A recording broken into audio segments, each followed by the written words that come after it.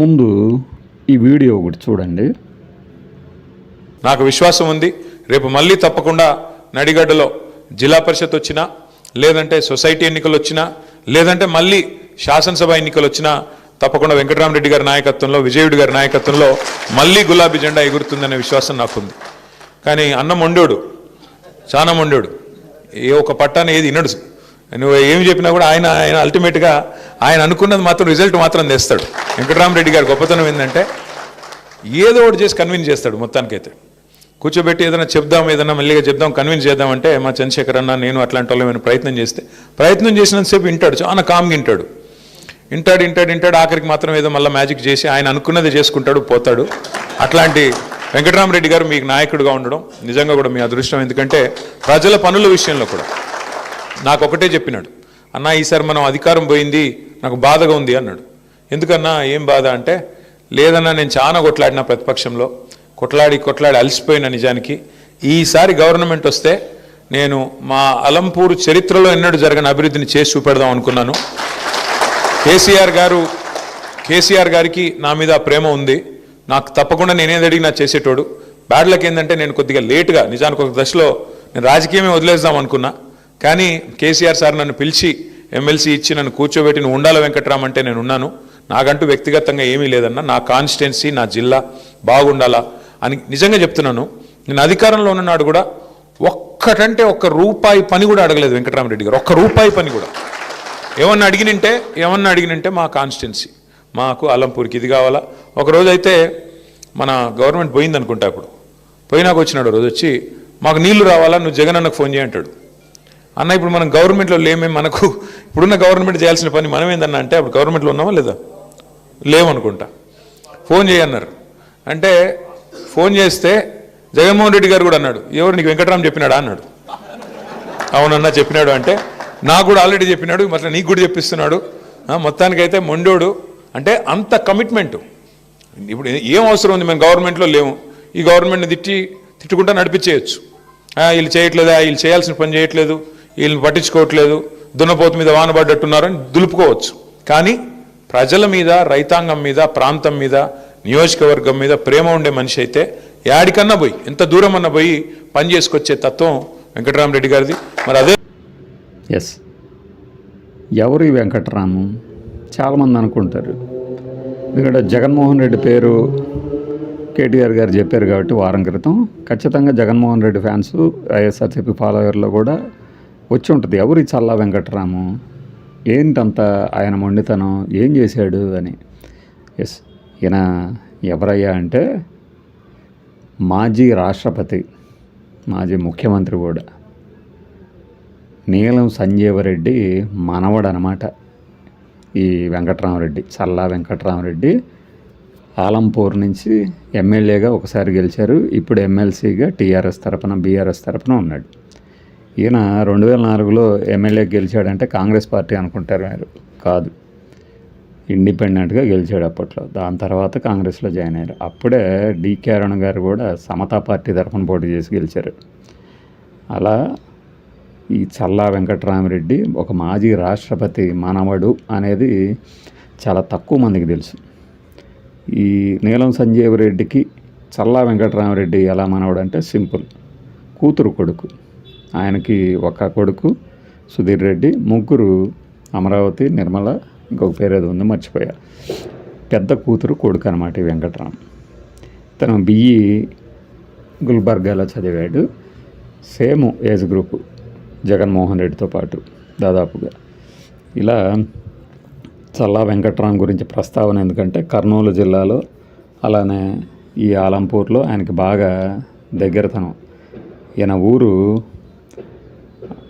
ఏదైనా కూడా అసలు ఆ హిస్టరీ చూస్తే ఆశ్చర్యపోతారు. అసలు నీలం సంజీవరెడ్డి చరిత్ర ఒకసారి మనం ఈ సందర్భంగా చూసామనుకోండి, ఇప్పుడున్న కాంగ్రెస్ పార్టీ కన్నా ముందే, అంటే 46లోనే ఫస్ట్ ఎలక్టెడ్ ఎమ్మెల్యే మద్రాసు అసెంబ్లీలో.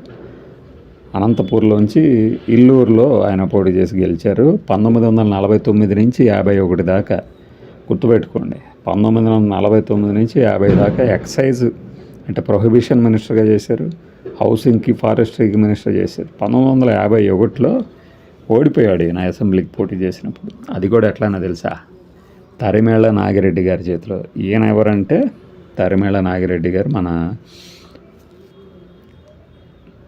నీలం సంజీవ్ రెడ్డి గారి బావమరిదే, సిపిఐ పార్టీ అయినప్పుడు ఆయన చెల్లెల్ని ఆయన చేసుకున్నాడు. అట్లా ఏపీసీసీ ప్రెసిడెంట్గా అంటే ఆంధ్రప్రదేశ్ కాంగ్రెస్ పార్టీ ప్రెసిడెంట్గా కూడా పోటీ చేసి ఎన్జీ రంగా గారినే ఓడించిన చరిత్ర ఉంది. 1983లో ప్రత్యేక ఆంధ్ర రాష్ట్రం ఏర్పడగానే టంగుటూరి ప్రకాశం పంతులు గారు ముఖ్యమంత్రి అయితే డిప్యూటీ సీఎంగా పనిచేసాడు. ఆ రకంగా ఆంధ్రప్రదేశ్ మొట్టమొదటి డిప్యూటీ సీఎం నీలం సంజీవ్ రెడ్డి గారు. అయితే ఎప్పుడైతే మళ్ళీ తెలంగాణ కూడా ఆంధ్రాలో కలిసి ఒక పెద్ద ఏమంటారు భాషా ప్రయుక్త రాష్ట్రంగా ఏర్పడిందో 1956 నుంచి 60 దాకా, మళ్ళీ 62 నుంచి 64 దాకా కూడా ఆయనే ముఖ్యమంత్రి. ఆ ముఖ్యమంత్రి మనవడే ఈ చల్లా వెంకటరాము. ఇక తెలంగాణలో ఉన్నటువంటి చల్లా వెంకటరాము ఈయన మనవడుగా ఎంతమందికి తెలుసో తెలియదు మనకి. ఈయన ఎమ్మెల్యేగా ఎక్కడ చేశారంటే నీలం సంజీవ్ రెడ్డి గారు వీళ్ళ తాతగారు శ్రీకాళహస్తి నుంచి డోన్ నుంచి గెలిచారు. నాగార్జున సాగర్ కానీ శ్రీశైలం కానీ రెండు ఆయన హయాంలో కట్టినవే. అందుకనే శ్రీశైలంకి ఆయన పేరు పెట్టారు నీలం సంజీవ్ రెడ్డి అని. అసలు ఇండియన్ నేషనల్ కాంగ్రెస్కి ప్రెసిడెంట్గా చేశారు కాసు బ్రహ్మానంద రెడ్డి గారితో పాటు. 64లో ఒక్కసారి పదవిని ఎందుకు వదులుకోవాల్సి వచ్చిందంటే బస్సు రూట్ల ప్రైవేటైజేషన్ విషయంలో సుప్రీంకోర్టు కొన్ని కామెంట్స్ చేసింది, డెరగేటరీ కామెంట్స్. దాంతో పదవి నుంచి తప్పుకున్నాడు. ఈ మాత్రం నీతి ఇప్పటి వాళ్ళకి ఏమన్నా ఏడిచి వచ్చిందే? అబ్బే. రాజ్యసభకి 3 సార్లు మెంబరు నీలం సంజీవ్ రెడ్డి గారు. అలానే ఉక్కు శాఖకి మినిస్టర్గా చేశారు. లాల్ బహదూర్ శాస్త్రి గారి హయాంలో ఇవన్నీ జరిగినాయి. ఏవియేషన్, షిప్పింగ్, టూరిజం మంత్రులుగా కూడా. అంటే దక్షిణ ప్రాంత నాయకుల హవా ఆ రోజుల్లో ఎలా ఉండేదో చూడండి. బహుశా ఈ తాగిడి తట్టుకోలేకనే ఈ పార్టీలన్నీ తర్వాత కేవలం ఉత్తర ప్రాంతంలో ఉన్న ఎంపీలనే తమ ప్రాభవంతో పెద్ద మంత్రి పదవులు ఇవ్వటం అనుకుంటే, ఇప్పుడు ఏముంది మనకి డిప్యూటీ పదవులు లేదంటేనేమో సహాయ శాఖలో ఇవ్వడం జరుగుతుంది. 1967 నుంచి 67 దాకా, 66 నుంచి 67 దాకా, 67 నుంచి 69 దాకా అలా చేస్తే హిందూపూర్ నుంచి గెలిచారు ఈయన. ఎవరు? మన నీలం సంజీవ్ రెడ్డి గారు. తర్వాత లోక్సభ స్పీకర్ కూడా అయ్యారు ఆయన హయాంలోనే. అంటే లోక్సభ స్పీకర్గా ఆయన హయాంలో ఉన్నప్పుడు చాలా సంస్కరణలు, మొట్టమొదటి ఆవిష్కరణలు జరిగాయి. వాటిలో ఎంపీ గారు పరువు నష్టం దావా వేస్తే దానికి మన కోర్టులో ఏవో రూలింగ్ ఇస్తే కోర్టు ఆ సమయంలోనే ఒక పార్లమెంటు మెంబరు సభలో ఏవైనా మాట్లాడవచ్చు అనే ఒక సంప్రదాయానికి అధికార ముద్ర వేస్తే, అంటే అప్పటి నుంచే పార్లమెంటరీ సంప్రదాయాలు, అలానే బయట సుప్రీంకోర్టు ఇవన్నీ ఒకదానికొకటి అనుబంధంగా చేసుకోవాలే కానీ ఒకదాని మీద ఒకటి పెత్తనంగా చేయటానికి కాదు అనేది తెలిసింది. ఇక్కడ గ్రేటెస్ట్ థింగ్ ఏంటంటే ఏ పార్టీలో అయితే ఉండి ఆయన లోక్సభ స్పీకర్గా అయ్యాడో అదే పార్టీకి సంబంధించిన ప్రధానమంత్రి ఇందిరాగాంధీతో తీవ్రమైన వాగ్వాదాలు, ఎడబాట్లు, పెడబొబ్బలు ఇవన్నీ కూడా జరిగినాయి అంటారు. అయితే ఎప్పుడైతే ఒకసారి ఓడిపోయారో ఇక్కడ ప్రభుత్వం నుంచి, అంటే ఇందిరాగాంధీ గారే ఆయన మీద కసి కొద్దీ రాష్ట్రపతి పదవికి పోటీ చేసినా కూడా వెనక్కి తిప్పి పంపించేలాగా వ్యవహరించారు వివి గిరి గారి చేత. అంటే మీ మన ప్రకారం ఓటేయండి, ఆత్మ ప్రబోధానుసారం ఓటేయండి అని చెప్పి పార్టీ నిలబెట్టిన క్యాండిడేట్ని ఓడిస్తే ఈయనకి చాలు నాకు ఈ రాజకీయాలని నీలం సంజీవ్ రెడ్డి గారు అనంతపురం వెళ్ళి హాయిగా ఫామ్ పనులు చేసుకుంటూ ఉన్నారు. ఆ టైంలో మళ్ళీ జనతా పార్టీ అనేది ఒక ప్రభంజనం లాగా వచ్చింది. 75 నుంచి ఆయన కూడా రాజకీయాల్లోకి రమ్మంటే ఆయన యాక్టివ్ అయ్యాడు దాదాపు 11 ఏళ్ల తర్వాత. అట్లా నంద్యాల నుంచి పోటీ చేసి గెలిచారు, మళ్ళీ స్పీకర్ అయ్యారు. ఇక్కడ ఒక విషయం ఏంటంటే నాన్ కాంగ్రెస్ పార్టీ ఎమ్మెల్యే ఏకైకంగా, అంటే దేశం మొత్తం ఇందిరాగాంధీ గారిని ఓడించినా కూడా ఇక్కడ మాత్రం కాంగ్రెస్ వాళ్ళు గెలిపిస్తే అక్కడ నాన్ కాంగ్రెస్ ఎంపీగా ఈయన ఒక్కడే ఎంపిక అయ్యారు, ఆ ఒక్కడు స్పీకర్ అయ్యారు. 77లో నీలం సంజీవ్ రెడ్డి గారు 64 ఏట ఆయనకి తన కళ రాష్ట్రపతిగా పదవిని దక్కించుకున్నారు. అప్పుడు మొదట తన రాజకీయ ప్రవాసానికి వెళ్ళిపోవటానికి ముందు జరిగిందే. అప్పుడు ఒకసారి మళ్ళీ 77లో ఒకసారి పోటీ చేసి 2 సార్లు పోటీ చేసిన అభ్యర్థిగా ఆయనకి ఇప్పటికీ అదే రికార్డు ఉంది. దాని తర్వాత ఆ హయాంలో ఆయన 6వ రాష్ట్రపతిగా పనిచేసిన హయాంలోనే చరణ్ సింగ్ గారిని ప్రధానమంత్రిగా ఎన్నిక చేశారు. అది పెద్ద గొడవకు దారి చేసినప్పుడు, ఎందుకంటే ఉన్న ప్రధానమంత్రి అప్పుడు జయప్రకాష్ నారాయణ గారివి వాళ్ళందరూ ఈ మెజారిటీ నిరూపించుకోలేనప్పుడు వెంటనే వేరే వాళ్ళని పిలవకుండా 80 సీట్లు ఉన్నటువంటి వాళ్ళని, అంటే ఈ చరణ్ సింగ్ని కాంగ్రెస్, ప్రతిపక్షంలో ఉన్న కాంగ్రెస్ ఎంపిక చేస్తుంది, మద్దతు ఇస్తుంది అనే మాట మీద ఆయన్ని ఎంపిక చేశాడు. బట్ అల్టిమేట్గా ఏంటంటే మళ్ళీ చరణ్ సింగ్ చెప్పిన మాట వినలేదు అని చెప్పేసి ఇందిరాగాంధీ గారు మద్దతు ఉపసంహరించుకున్నారు. అలా ఆయన పార్లమెంట్ మొహం కూడా చూడకుండా చరణ్ సింగ్ గారు ప్రధానమంత్రిగా తక్కువ కాలం పనిచేసిన వ్యక్తిగా వెనక్కి వెళ్ళిపోతే లోక్సభని డిజాల్వ్ చేసిన ఏకైక రాష్ట్రపతిగా కూడా ఈయన చరిత్రలో నిలిచిపోతారు. ఫస్ట్గా ఏకైక. అలా డిజాల్వ్ చేసిన తర్వాత తిరిగి ఎన్నికలు వచ్చాయి. మళ్ళీ ఇందిరాగాంధీ గారు గెలిచారు. అయితే ఎప్పుడైతే ఇందిరాగాంధీ గారు మళ్ళీ వచ్చారో ఈయన రాష్ట్రపతిగా ఉండగానే ఇక అక్కడ మళ్ళీ రాజీ పర్వం బిగినైంది అంటారు. ఆమె సిఫార్సు మీదకి 9 రాష్ట్రాల్లో కాంగ్రెసేతర పక్షాలు రాష్ట్రంలో అధికారంలో ఉన్న చోట రాష్ట్రపతికి ఉన్న విచక్షణాధికారాలు ఆర్టికల్ 360ని ఉపయోగించేసి రద్దు చేశారు.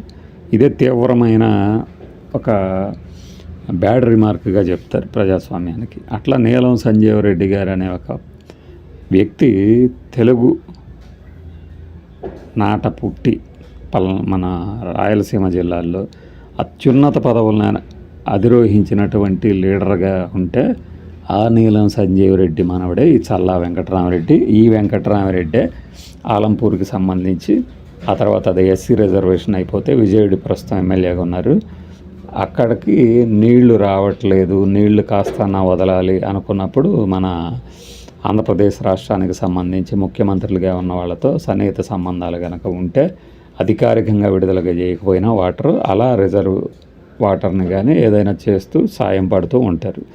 ఇది విన్నప్పుడు ఏంటంటే సహజంగానే కేటీఆర్ గారు జగన్మోహన్ రెడ్డి గారికి ఫోన్ చేయటము, అప్పటికే ఈయన ఫోన్ చేశాడని చెప్పటం, ఇవన్నీ వింటున్నప్పుడు ఏంటంటే ఒక సుహృద్భావ వాతావరణం. ఇప్పుడు మనకి బట్టి విక్రమార్క గారు ఉన్నారు. ఆయన కనుక పదవిలో ఉన్నట్టయితే అంటే డిసెంబర్ 2023 నుంచి మే 2024 వరకు కనుక ఈ మధ్యకాలంలో ఇంకా ఇలాంటి సన్నిహిత సంబంధాలు కొనసాగి ఉండేవి. రేవంత్ రెడ్డి గారికి ఏంటంటే జగన్మోహన్ రెడ్డి గారు అంటే మరి పడదు కాబట్టి, ఇది రూఢిగా మనం ఆన్ రికార్డ్ చెప్తుంది, పడదు కాబట్టి, వాళ్ళ బాస్కి పడదు కాబట్టి ఆయన దూరం పెడుతూ నన్ను అసలు విష్ చేయలేదు ఇలాంటివన్నీ మనసులో పెట్టుకొని మాట్లాడుతూ ఉంటాడు. వాస్తవానికి ఆయన ట్వీట్ పెట్టాడు, దానికి రిప్లైలు కూడా వచ్చినాయి. అయినా కూడా నన్ను అసలు కనీసం కట్టేసి కూడా విష్ చేయలేదు అంటారు. మరి మనం ఏమైనా విష్ చేసి ఉంటే ఆయన చేసి ఉండేవాడేమో, అది వేరే విషయం. ఇలాంటి ఇద్దరు లీడర్ల మధ్య సుహృద్భావ వాతావరణంతో ఇంకొక లీడర్ గురించి మాట్లాడుతూ అంటే ఇంకా చాలా ఇప్పుడు ఇక్కడ ఉన్న మంత్రులు పోయి ఏపీ మంత్రులతో మాట్లాడుకుంటూ మధ్యలో ఇంకొక మంత్రి గురించి మాట్లాడుతూ ప్రస్తావన తెచ్చినప్పుడు ఎలాంటి ఒక పాజిటివ్ సంకేతం వస్తుందో అలాంటిది ఇప్పుడు ఆ వైబ్స్ సర్క్యులేట్ అవుతున్నాయి సోషల్ మీడియాలో. జగనన్న కూడా అన్నాడు, మొండోడు జగనన్నకు ఫోన్ చేశా, ఇవి ట్రెండింగ్ ఐటమ్స్ అనమాట. అందువల్లనే ఈ హిస్టరీ వెలికి తీయటం జరిగింది. ఇది ఎక్కువ మందికి తెలిసేమో, బట్ మనకు తెలిసింది చెప్పడం అనేది ఒక ఇంట్రెస్టింగ్ ఎలిమెంట్గా ఉంటుందని చేయడం జరిగింది.